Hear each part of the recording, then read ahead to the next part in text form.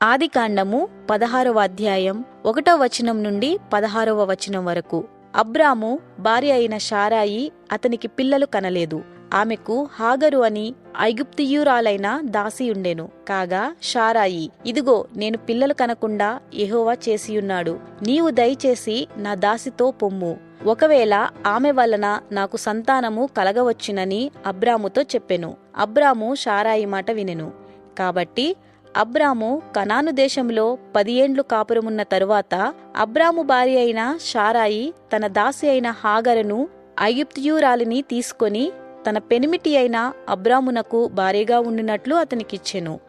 అతడు హాగరుతో పోయినప్పుడు అది గర్భవతి ఆయెను. అది తాను గర్భవతినైతినని తెలుసుకొనినప్పుడు దాని యజమానురాలు దాని దృష్టికి నీచమైనదాయెను. అప్పుడు శారాయి, నా ఉసురు నీకు తగులును, నేనే నా దాసిని నీ కౌగిటికిచ్చిన తరువాత తాను గర్భవతినైతినని తెలుసుకొనినప్పుడు నేను దాని దృష్టికి నీచమైన దానినైతిని, నాకును నీకును యెహోవా న్యాయము తీర్చునుగాక అని అబ్రాముతో అనెను. అందుకు అబ్రాము, ఇదిగో నీ దాసి నీ చేతిలో ఉన్నది, నీ మనసు వచ్చినట్లు దాని చేయుమని శారాయితో చెప్పెను. శారాయి దాని శ్రమ పెట్టినందున ఆమె యొద్ద నుండి అది పారిపోగా, యెహోవా దూత అరణ్యములో నీటి బుగ్గ యొద్ద అనగా షూరు మార్గములో బుగ్గ యొద్ద ఆమెను కనుగొని, శారాయి దాసి అయిన హాగరు, ఎక్కడి నుండి వచ్చితివి, ఎక్కడికి వెళ్ళుచున్నావని అడిగినందుకు అది, నా యజమానురాలైన శారాయి యొద్ద నుండి పారిపోవచున్నానెను.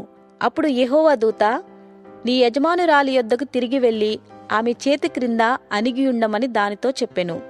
మరియు యెహోవా దూత, నీ సంతానమును నిశ్చయముగా విస్తరింపజేసెదను, అది లెక్కింప వీలు లేనంతగా విస్తారమవునని దానితో చెప్పెను. మరియు యెహోవా దూత, ఇదిగో యెహోవా నీ మొరను వినెను, నీవు గర్భవతివై ఉన్నావు, నీవు కుమారుని కని అతనికి ఇస్మాయేలు అని పేరు పెట్టుదువు. అతడు అడవి గాడిద వంటి మనుష్యుడు, అతని చెయ్యి అందరికిని, అందరి చేతులు అతనికిని విరోధముగా ఉండును. అతడు తన సహోదరులందరి ఎదుట నివసించునని దానితో చెప్పగా, అది చూచుచున్న దేవుడవు నీవే అని పేరు తనతో మాట్లాడిన యెహోవాకు పెట్టెను. ఏలయనగా, నన్ను చూచిన వాణ్ణి నేనిక్కడ చూచితిని గదా అని అనుకొనెను. అందుచేత ఆ నీటి బుగ్గకు బెయేర్ లహాయి రోయి అని పేరు పెట్టబడెను. అది కాదేశుకును బెరెదుకును మధ్య ఉన్నది. తరువాత హాగరు అబ్రామునకు కుమారుని కనెను.